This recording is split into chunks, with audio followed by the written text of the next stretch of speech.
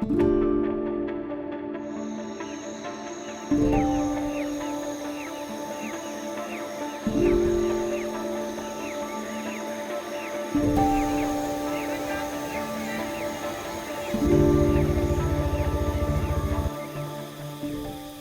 you hear the humming in the background while we're recording, the cicada season is upon us, and we're here not in Hollywood but in the jungle, and we're making a studio in the jungle, and so we do have a little bit of background noise, but that's okay. It's part of the coolness of JDS-TV. Welcome to episode 4.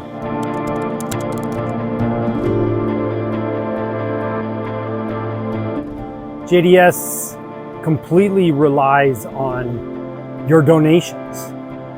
Like I say in every podcast, like I say in every newsletter, like I say in every JDS-TV episode, and every week we have to buy food, every month we have to pay bills, and it feels like the water is right up to my neck.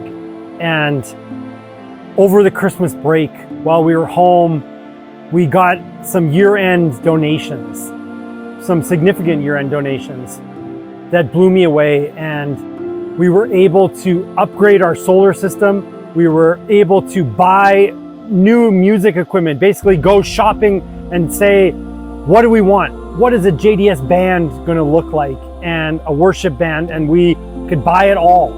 Amps and electric guitars and bass guitars and keyboards and pianos and all these things, and enough solar power to run it all, and inverters and batteries.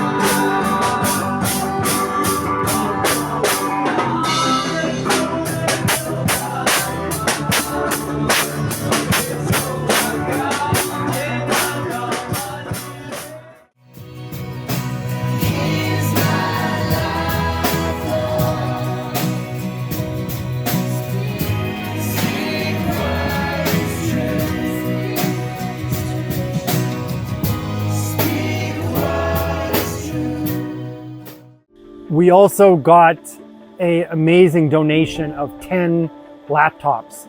And we had this idea to start a computer class and to train up the students on typing and just different computer skills, Excel and Word and PowerPoint. And to get a donation of 10 free laptops is absolutely amazing. And I had somebody bring them over, and we were able to begin computer class in semester 2.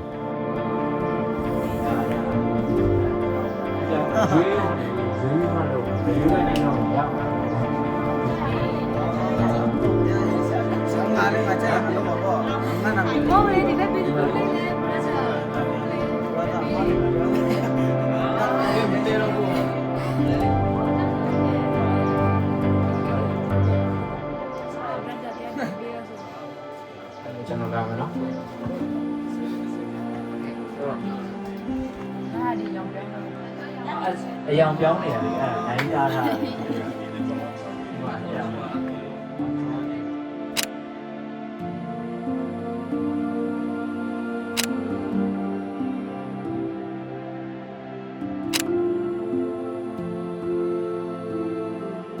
it was just such a blessing. And suddenly it felt like the water was not right at my neck, but came down a little bit. And I was just so thankful to be able to buy all this stuff over Christmas break. And then as we came back to start semester 2, to surprise all of our students with all this awesome stuff.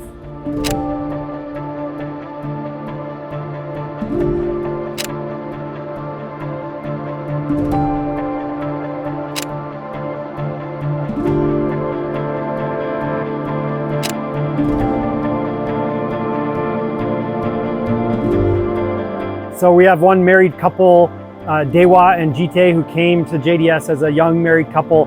And while we were in Chiang Mai at Christmas, we found out that they were pregnant, expecting their first baby, and we're gonna be having our first JDS baby at the end of this year. So we're super excited about that and praying for them.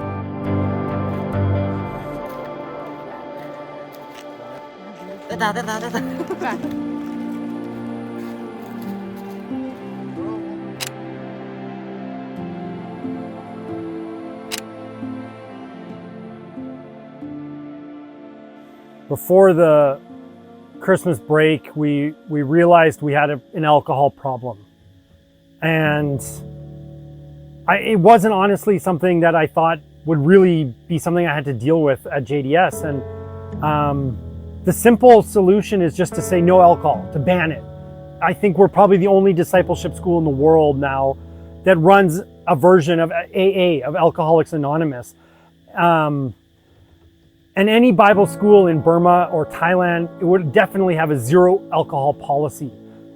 But that's just not reality. That's not the world that we live in. And as soon as you step outside of our bubble, there's alcohol everywhere. And one of the things that I feel strongly about is, how do we build a tolerance or a relationship to understanding how I deal with alcohol? What happens when I start to drink? What happens when I'm in a situation and people are drinking? And we have to be able to deal with it. We can't just hide our head in the sand. We have to know how to do it. And so we decided to start a version of Alcoholics Anonymous. We call it the JDS Alcohol Commandos. And we took AA and we took the Overcomers group and we kind of smashed them together and made our own version. There's some cultural things that just don't really fit from these programs. So we made our own version of AA. And the group has met every Wednesday night since we started, since semester 2 has started. And yeah, it's just been amazing. There's still been drinking, but we've had nobody going off getting drunk. We've had nobody sneaking around and hiding alcohol.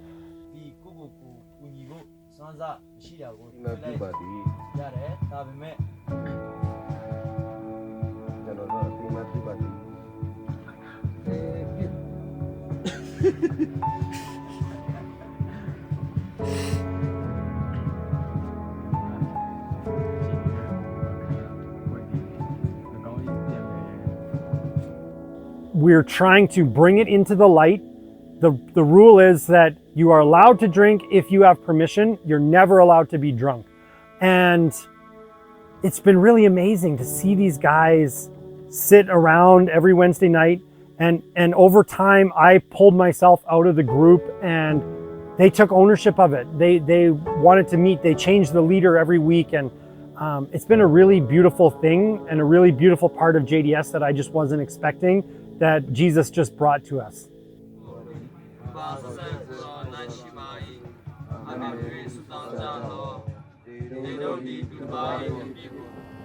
Part of our curriculum has a week where we divide up our guys and our girls, and then we have classes that are gender specific.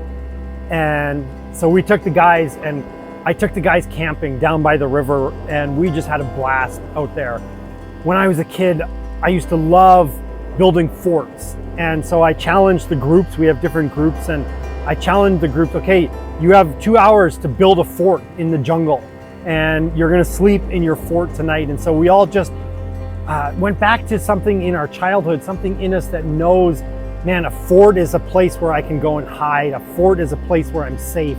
And we went and built these forts down at our camping ground, and we just had this awesome time doing it.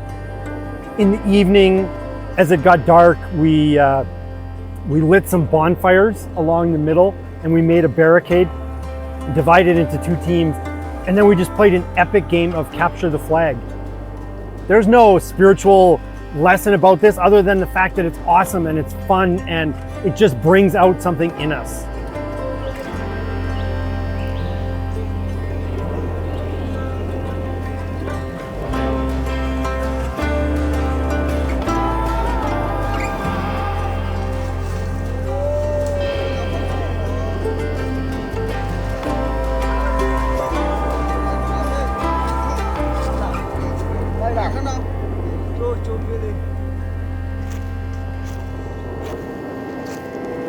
This is a big house, Jamin.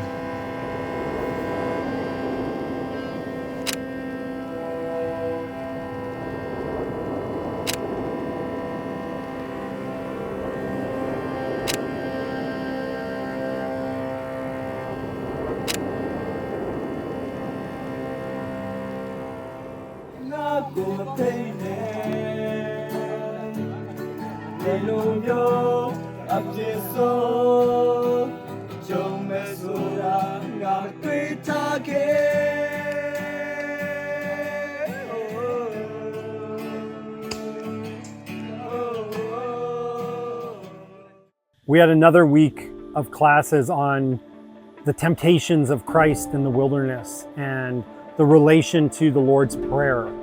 And as that week went on, we had our students write down things that were tempting them. And then we built a cross on our campus and we had the students hammer their temptations into the cross.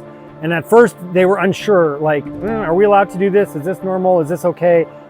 But it actually felt pretty amazing as they all stood there and there was kind of this silence, but also a lightness that was hovering over our group as we hammered our temptations into the cross.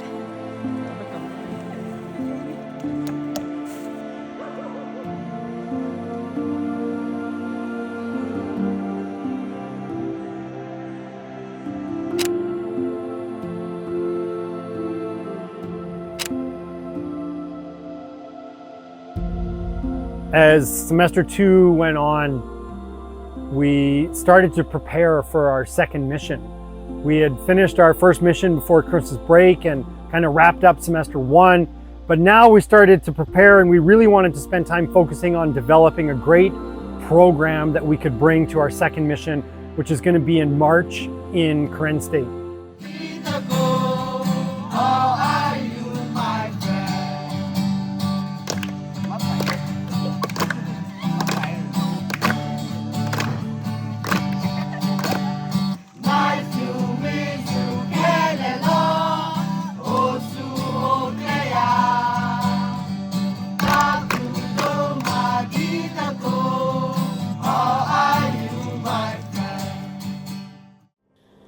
There's always something fun happening at JDS. We like to have a weekly competition of some sort, maybe shooting a bow and arrow, slingshot competition, or a kickball competition. We helped organize a big tournament at the IDP camp nearby us with a dozen soccer teams, football teams, and we participated in the tournament.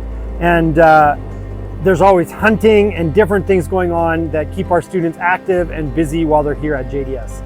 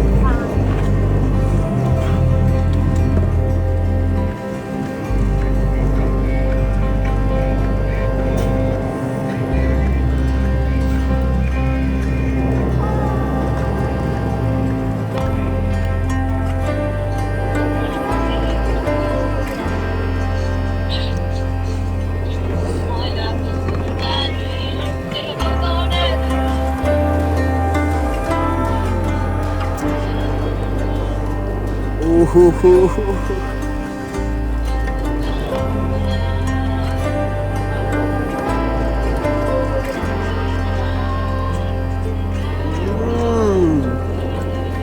good.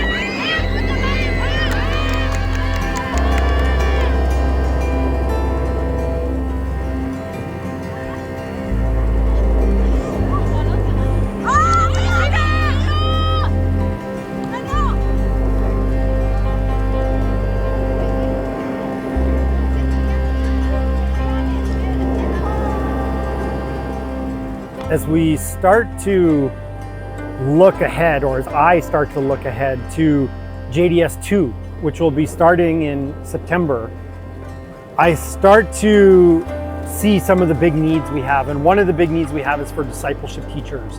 And I really am looking for and praying that God will bring us 2 or 3 married couples or families, young families, to be a part of JDS, to be a part of what we're doing here, to spend a year discipling people in a war zone, to spend a year living in the jungle and getting your feet wet in the missions world. And so yeah, if that's you, if you're watching this and you're interested in being a teacher at JDS for JDS-2, you can visit our website, junglediscipleshipschool.com/jobs, and check it out.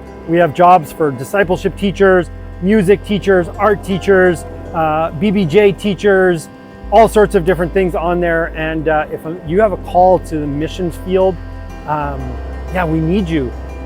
Another amazing thing that I think is amazing is we're going to open up JDS-2 to 5 non-Burmese students to join JDS-2.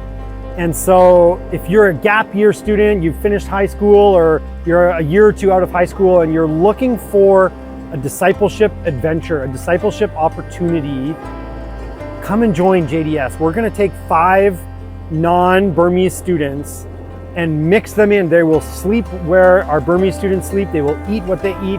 They will carry what they carry. They will live and breathe amongst our students. It will be a life-changing opportunity for them. It'll be something you'll never forget. Our Burmese students will have an advocate in this friend, and our non-Burmese students will make friends and have an experience here in Burma that will change their life forever. God's been so good to us. I just marvel, and at times I'm so busy. I have 800 things to do a day. But when I take a step back and I look at everything, I listen to the noise, the hum of our campus, I just think, man, this is actually happening. This is actually real. We're actually going to graduate a class of JDS students. And a year ago, if you go back and you watch season 1 episodes of JDS, the whole thing is like, I don't even know if this is going to happen, or what am I doing? And it's actually happening. And it's not my knowledge or skills or gifting or even my stubbornness that's making it happening. It's the goodness of God that is providing what we need, providing the perfect mix of students, providing the location, providing everything, and then leading our curriculum, things that I didn't even think that we would be doing, things like the Alcohol Commandos group. Like, I didn't even think that this would be something that would be a part of JDS, and yet it's become a beautiful part of our program. And yeah, my job is to get my heart right with Jesus every morning, to build a fort in Him, and to seek refuge in Him, and to let Him lead.